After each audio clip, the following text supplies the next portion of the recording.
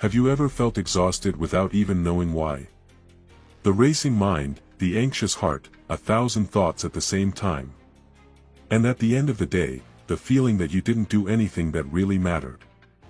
This isn't just tiredness, it's mental noise. We live in a world where every second is filled with noise, demands, and distraction. And the worst? You don't even realize how much you're getting sucked into it. But what if I told you that there is a code, ancient, direct, effective, capable of restoring your clarity, your focus, and your strength? A path where the silence turns his weapon, the focus your compass, and the discipline his release. No, it's not cheap self-help. It is practical philosophy. It's Stoicism. In this video, I will show you how to use Stoic code to recover the control of your life, regain your authenticity, and direct your attention for what really matters. In the end, you will understand why true power is not in doing more, but in doing better. Stay with me until the end. The last part is where the key turns. Literally. And whoever watches it until then will never see life the same way again. We live in an era where noise has become routine. With each notification, message, or opinion from others, your mind jumps as if it were an urgency. But the truth is that most of these things don't change anything in your life. You feel like you're busy all the time, but you don't move. This has a name: wasted attention. And where your attention goes, your energy goes with it. If you continue like this, you won't have the strength to build anything worthwhile. The feeling of always rushing and still being late comes precisely from this trap: doing a lot, but without intention. Reacting to everything has become the new normal, but what if you started acting with purpose? Instead of saying "I don't have time," ask yourself, what am I spending my time on? Most people don't need more hours in the day. Need more clarity about where you're sticking your head. Real productivity comes from focus. Don't be in a hurry. The formula for modern chaos is simple: excess stimulation, lack of silence. When everything seems urgent, nothing is really important. And that's when you start wasting energy on useless discussions, irrelevant tasks, and anxiety about things that won't even happen. Stopping to think became a revolutionary act. And maybe that's your next step: silence the world for a few minutes and ask what, in fact, deserves your energy. The key here is knowing how to distinguish what has value from what only adds volume. Have you ever noticed that some people seem to do less, but deliver more? They discovered something the world is still trying to understand: strength is not in doing more, but in doing better. This requires discipline, requires saying no, demands leaving autopilot. But the result is lightness, and lightness does not mean ease, but clarity of path. So here's a simple practice before starting any task. Ask yourself, does this contribute to what I want to build? If the answer is no, reevaluate. Start writing down your biggest time wasters during the day. Purposeless social networks. Conversations that only drain you.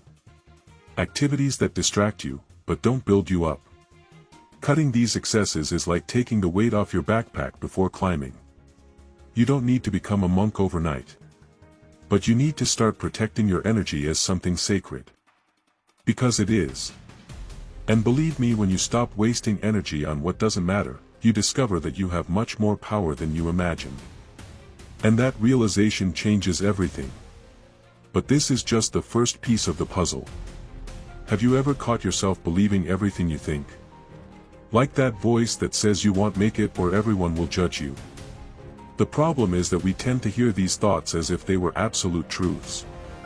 But they are not. They are just these thoughts. And thoughts do not come with a guarantee of veracity. Many of them are just automatic reflexes of anxiety, comparison, doubt, not reality. There is a term for this: cognitive fusion. It's when you merge with a thought and forget that you can question it. Instead of thinking "I had the thought that I am a failure," you say "I am a failure." Did you see the difference? One holds you back, the other sets you free. Marcus Aurelius already said it is not the events that affect us, but the interpretation we give to them. In other words, it's not the world that brings you down, it's what you think about it. So, how to break this cycle? Start by observing your thoughts as if you were watching clouds passing across the sky. Some dark, some light. But none of them are you. They come and go. Try saying, I'm having the thought that this is going to go wrong instead of this is going to go wrong. This change in language alone creates a distance. And where there is distance, there is choice. You can decide whether to board that mental train or let it pass. Practice this in everyday life. When that sabotaging thought arises, no one cares about me, I'm not good enough, I'm going to fail again, take a deep breath and ask, is this fact or assumption? Do I have proof or am I just reacting to fear? This simple investigation weakens the emotional impact. You take the thought off the pedestal and look at it as an equal. That's its self-knowledge in action. Of course, it's not easy at first. The mind is used to operating in automatic mode. But with practice, and here comes the mindfulness, you start to notice patterns, reduce the rumination, earn more internal freedom. A practical tip: write down your most frequent and challenging thoughts in a notebook. Question them in writing. Writing helps organize the mind and dismantle the drama it builds on its own.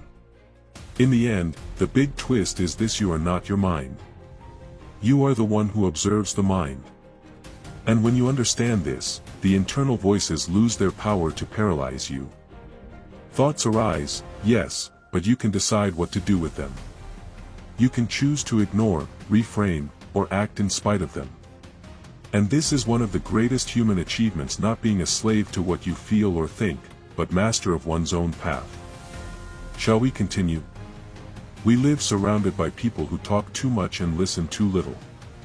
On social media, meetings, even in the most banal conversations, it seems like everyone wants to give an opinion, have the last word, appear intelligent. But here's an uncomfortable truth: the more someone feels the need to prove something, the more insecure they are. True power lives in silence, not in the shouting. Knowing how to shut up at the right time is a rare and powerful skill. This is not an omission, but an emotional control. There are people who think that responding quickly is a sign of cleverness. But the wise man, as Epictetus said, thinks before he speaks. He listens with intention, observe calmly, and respond only if necessary. Most people talk to seem important. But who is really important doesn't need to be said. Silence is also a way of social intelligence. While others talk non-stop, those who know how to observe in silence notice much more tone of voice, hesitation, hidden emotion. And the best part, it doesn't deliver your letters so easily. During a conflict, for example, remaining calm gives you an advantage. The other explodes, you remain calm. His energy runs out, yours remains intact. That's it, inner strength disguised as tranquility.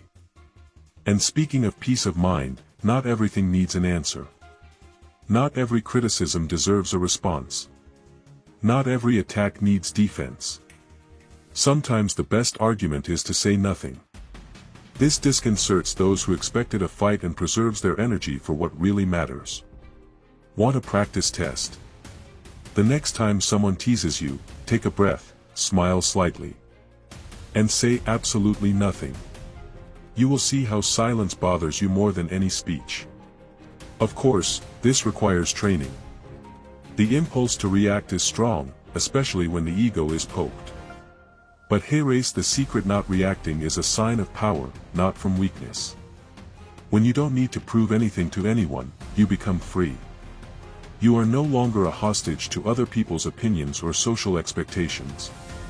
You act based on your principles, not the need for recognition. That's it, true authenticity. So, if you want to be respected, don't speak louder. Talk less and better. Only speak when you have something that really contributes. And if you don't, allow silence to speak for you. Because in a world that screams, those who master silence stand out. And the most interesting thing: when you say little, people listen more. It's as if every word has greater weight. And, in the end, this is what defines powerful communication. Have you ever stopped to think about how many times throughout the day your mind is occupied with other people's lives? It can be scrolling through your feed, noticing other people's luck, comparing achievements, judging decisions. Without realizing it, your attention, your most precious asset, is being drained by things that are not under your control. And when you see, you spent the day living other people's lives, not yours. The truth is that the external world will always scream louder.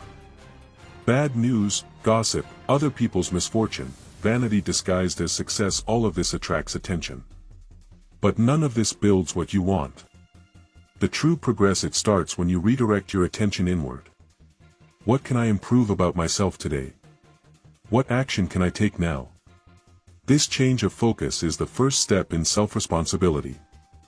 When you start looking inside, something changes. You realize that the time you spent complaining can turn into energy to act.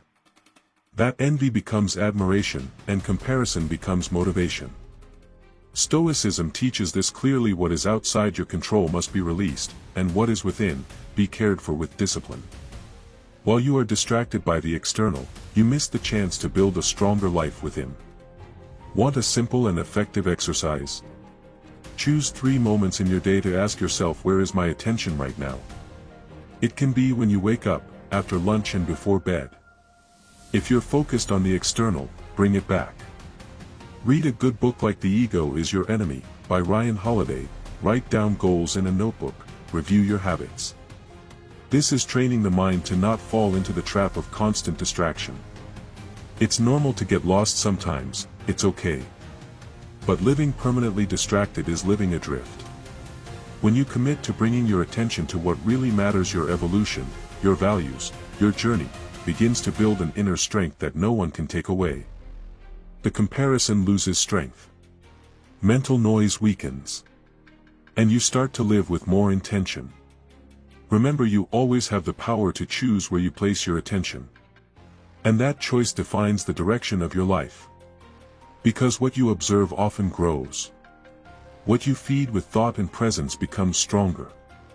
So, the question that remains is, are you looking at what strengthens you or what weakens you? The answer lies in the next choice you make. Everything you think frequently, feel intensely, or repeat on autopilot grows. The mind is like a garden. If you don't choose what to plant, you will end up harvesting weeds.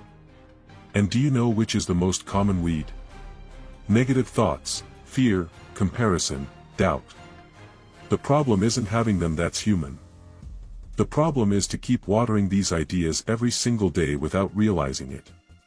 Training the mind is like training a muscle. At first, it seems difficult, tiring, even useless. But with consistency, something changes. The neuroscience calls this neuroplasticity, the brain's ability to shape itself based on the patterns you repeat. In other words, if you repeat complaints, you fuel frustration. But if you cultivate gratitude, planning, and action, you begin to create new mental paths. The secret is in mindfulness. You don't need to become a monk or meditate for hours. Start simple. When you notice that your mind is slowing down, like thinking about someone's life, something that went wrong, or a hypothetical scenario that didn't even happen, stop. Breathe. Bring the focus back. A question that helps a lot: does this thought bring me closer or further away from the life I want? Want a practical example? Every time your mind starts fantasizing about something you don't have, money, ideal body, success, use that impulse as a trigger to act. Instead of feeding emptiness, turn it into movement. Pick up a book, write an idea, move your body, study something new. This switch from overthinking to acting with intention changes the game. Believe me, a small shift in focus can change destiny. Also remember that feeding the mind is not just about cutting out the negative, but including the positive. What type of content do you consume? What people are around you? Your habits favor your self-discipline or reinforce your stagnation? Feeding yourself mentally is choosing what enters your attention. And that, if you don't control it, someone else will control it for you. Spoiler: that someone is often the algorithm. The big turning point comes when you realize that you can be the gardener of your own mind. You can choose what to plant, what to water, and what to pull out by the roots. And yes, it takes work. But the result is powerful: a lighter, more focused mind, free from useless distractions. And the best? This prepares you for the next challenge. Accept what you can't change and move on. There is nothing more frustrating than fighting something that has already happened. But we insist. You get caught up in the what if, the it shouldn't have been like this, dwelling on pain, mistakes and situations that have already passed as if thinking more would change something. The truth is harsh but liberating. It's not the event that hurts, it's the resistance to it. Life doesn't give you guarantees. She gives you choices. And accepting is one of the most powerful. Accepting is not the same as conforming. It's not about throwing in the towel or becoming a victim of fate. It's recognizing reality as it is without drama, without filter, and using what's left to move forward. There are people who spend years in emotional pauses because they cannot deal with a frustration. This takes a high toll: time, energy, self-esteem. But when you choose accept what is, you recover the control over what comes next. Pain is part of the package of life. It will happen. Losses, failures, rejections. But the resilience, it's not about avoiding suffering, it's about follow through with him. It's looking at the scar and saying it hurt, but it didn't define me. The Stoics understood this masterfully. Marcus Aurelius wrote, if something external hurts you, the pain does not come from the event itself, but from your interpretation of it. The power lies in the reading you make of the fact. So, how to apply this in practice? Start by identifying what you are trying to change without succeeding. A mistake from the past. A decision that brought you regret. A relationship that didn't work out. Write everything down. Then ask, what is in my control now? If you can change, act. If you can't, let go. Acceptance begins when you stop fighting ghosts and start walking with what you still have. And yes, sometimes moving on will hurt. But it hurts less than being stuck in the same place. Moving forward can mean changing direction, asking for help, leaving something behind, or simply starting over even without having all the answers. This takes courage. But it also delivers a valuable gift: emotional lightness. Why not carry what is no longer yours? It's a type of freedom that can't be explained, it can only be felt. Accepting is the step that makes room for the new. While you cling to what should have been, you close the door on what could still happen. Life won't stop until you recover. She follows. And you can too. But before continuing, we need to talk about one of the biggest thieves of your freedom: the need to please everyone. Have you ever noticed how much of your life is shaped by other people's opinions? The clothes you wear, the words you choose, the decisions you avoid. All this to be accepted, to not be displeased, to seem like someone of value. But here's a hard truth to swallow: as long as you live according to what others think, you will never be free. And worse, you will lose who you really are. The search for approval starts subtly: a compliment here, an acknowledgement there. The problem is that this external fuel is addictive. You start living to meet expectations that aren't even yours. And what was supposed to be validation turns into prison. Epictetus already warned: worrying about what others think is a form of slavery. And he was right. Those who need to be accepted all the time cannot be authentic even for a second. The irony? Even when you try to please everyone, will still be criticized. There will always be someone who doesn't like it, doesn't understand, doesn't recognize it. So why not live according to your own values? It's much lighter. This requires self-knowledge and emotional discipline, yes. But the feeling of acting in accordance with who you are and not with what is expected of you is liberating. Do you want to start freeing yourself from this? Do this the next time you find yourself hesitating to speak or act for fear of what people will think. Stop and ask, who am I keeping quiet about my truth to please, exactly? Reflect on whether this person really has power over your life. Most of our internal reproaches come from fear of judgments that don't even happen. Or, when they happen, they are not relevant at all. You weren't made to fit everywhere. You were made to forcefully occupy your own space. And this is only possible when you stop seeking external approval and start seeking internal alignment. Instead of asking, will they like me? Change it to am I being true to what I believe in? When this turning point happens, you stop living as a character and start living as a protagonist. And this is where silence comes in once again as a real tool. Because when you silence external noise, you begin to hear your own voice more clearly. And in that voice, you find your way. But for this to really happen, you need to learn to use silence strategically. And that's what we're going to talk about now. Silence scares. Because when everything stops, what appears is no filter, no distraction, no excuse. This is why most people run from silence. Fill every spare moment with music, small talk, social media. But here's the paradox: the more you run away from silence, the further you get from yourself. And the closer you get to it, the closer you get to what really matters. The mental noise that arises from excess stimulation and lack of reflection. When you're always busy listening to the world, you don't have time to listen to your own mind. And it is in this internal listening that the most important answers emerge. Am I on the right path? What do I really want? What am I avoiding facing? Silence, however uncomfortable it may seem at first, is the fertile ground of clarity. Many confuse silence with passivity. They think that being silent is being silent in the face of life. But in fact, it's the opposite. Well-used silence is a form of deep intention. This is when you stop reacting on impulse and start acting with purpose. It is in silence that the true purpose begins to form, far from the voices that told you what your path should be. Want to test this in practice? Disconnect for 10 minutes. No music. No notifications. No noise.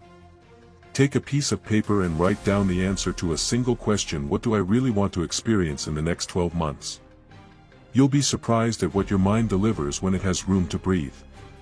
Silence works like a detox. It cleanses the excess and reveals the essential. The Stoic philosopher Seneca said that from time to time, we should remove ourselves from the noise of the world to reflect on our own lives. This doesn't mean dropping everything and becoming a hermit. It only means if you let it conscious pauses, even in the midst of chaos. Because it is in this intentional breath that you rebuild your internal compass. And without a compass, any path seems right, even if it leads to the wrong place. The most beautiful thing is that silence doesn't just bring you answers. It also brings peace. Not the peace of those who avoid problems, but that of those who know where they are going. And when you move with clarity, everything around you changes: your decisions, your relationships, your energy. But for this to happen, you need to trust the power of silence. And understand that, in addition to clarity, it also has the power to heal. Most people don't shy away from silence because it's boring. They run away because he is honest. In the silence, the masks fall. The pain that you have been pushing under the rug reappears. The thoughts you pretend you don't feel come flooding back. And that's when a lot of people run to distractions. But here's the truth: what you avoid feeling continues to control you even if you don't realize it. Silence is a mirror that does not lie. And yes, it can be uncomfortable at first. But it is exactly this discomfort that begins the process of emotional healing. As long as you're too busy to feel, you'll be too busy to let go. The pain you ignore turns into tension, insomnia, contained anger. But the pain that you welcome with presence, this, little by little, dissolves. Silence allows the pain to breathe and, over time, go away. The key here is to stop fighting how you feel. You don't need to fix the emotion right away. You just need to allow it to exist. A powerful practice. Find a quiet place, close your eyes, and just feel whatever comes your way. Don't try to name it, don't try to rationalize it. Just watch. This is presence. And presence is the first step to any type of inner transformation. The Stoics already knew this. Marcus Aurelius wrote, "Pain only hurts us when we let it dominate us from the inside."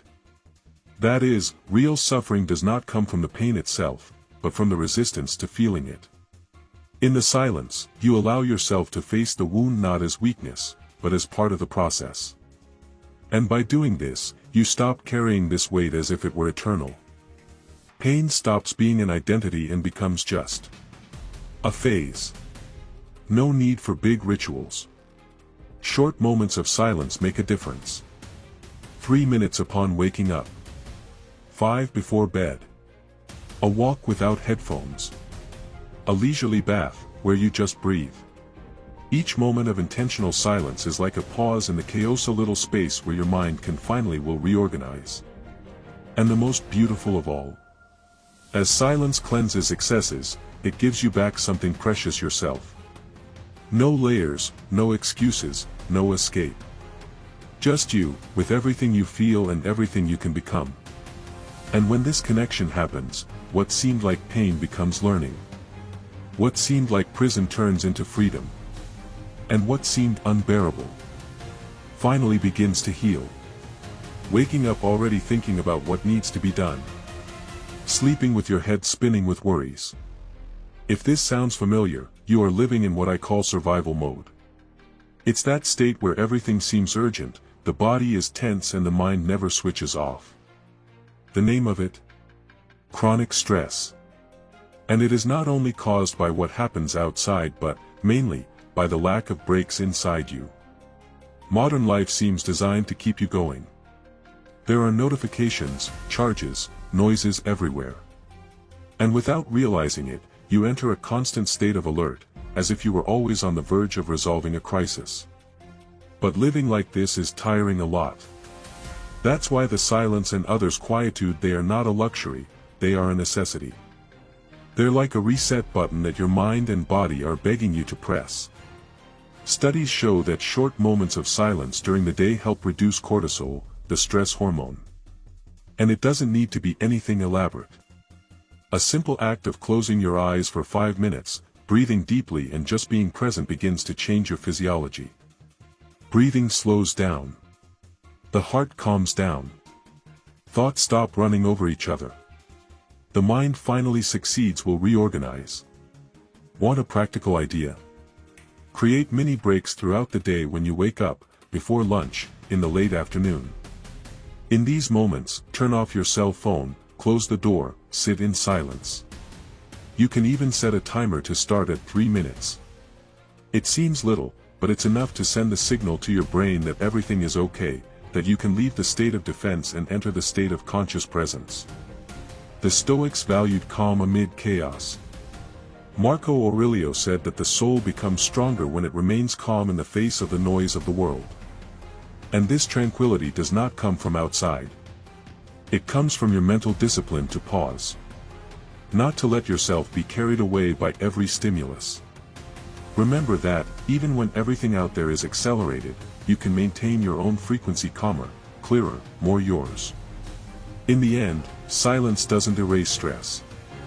He teaches you to don't drown in it. When you learn to stop before you explode, breathe before you react, and silence before you decide, you not only feel less stress, you begin to take back something valuable, your center. And from there, everything becomes lighter. Including what previously seemed impossible to deal with. There are people who talk so much that words lose their weight. It's as if each sentence was thrown to the wind, without direction, without intention. And the more you talk, the less you are heard. The problem isn't talking, of course. The problem is speaking without thinking. React on impulse. Fill every silence as if it were a nuisance. But here's the secret: whoever talks too much empties himself. Whoever chooses what he says becomes stronger. Epictetus said we have 2 ears and 1 mouth because we must listen more than we speak. This phrase, simple and powerful, reveals a rare ability: listening with presence, and only speaking when you really have something to contribute. Instead of seeking attention for the number of words, how about gaining respect for their quality? Because a well-placed word is like a well-aimed arrow, it goes straight to the point. How many times have you regretted something you said in the heat of the moment? A thoughtless comment, a misplaced criticism, a promise made on impulse. All of this could be avoided with a break. Yes, a simple break. Breathe before responding. Ask yourself, is this necessary? Is it helpful? Is it true? If the answer is no, perhaps silence is the wisest answer. And if you want to practice this in practice, try the Conscious Silence Challenge. Choose a conversation from your day to practice listening. Don't interrupt. Don't think about what you're going to say while the other person is talking. Just listen. Then, just say the essentials. It will seem strange at first. After all, we were taught to fill every space with opinions, but you will notice something curious: people start to listen to you more attentively. Talk to intention. It requires more than opening your mouth. Demands self-control, clarity, and maturity. This is why silence, when used well, commands more respect than speech. In moments of conflict, for example, pausing can prevent an explosion. In moments of doubt, it allows reflection. In important conversations, it gives weight to words. Whoever dominates silence, dominates the communication with purpose. So the next time you feel like filling the void with words just out of habit, remember, you don't need to prove what you know with noise. Taste with presence. Talk less. Say more. Because at the end of the day, it's not the volume of your voice that will define who you are, but the intention and impact of what you choose to express. Now tell me honestly, how many of these ideas did you already know, but never put into practice? Because this is where the transformation really begins, in action, not information. The world is full of people with good intentions but very little discipline. Do you want to be different? So stop, reflect, and answer: what will you change from today? Will you start protecting your attention better? Will you practice silence even when impulse screams? Will you stop holding on to useless thoughts and finally focus on what makes you grow? Or will you continue to let external noise dictate the rhythm of your life? You don't need perfect answers. Need commitment to your progress, even if it comes little by little. So I invite you to take a step. Not tomorrow, now. Right here in the comments, I choose focus, silence, and discipline. That's not just a sentence. It's a commitment. A reminder that your evolution begins with your daily choice to act with intention. Remember, you don't have to be perfect, you just need to keep moving forward. If this content made sense to you, subscribe to the channel and activate the bell. Here we don't talk about empty motivation, we talk about practice, applied philosophy, real transformation. And if you want to be part of a community that values all of this, this is your place. And never forget, what you feed, grows. What you focus on gets stronger. What you ignore disappears. Take care of your mind like someone taking care of something sacred. Because she is. And when you start using the Stoic code in your everyday life, you don't just survive the chaos. You beat him.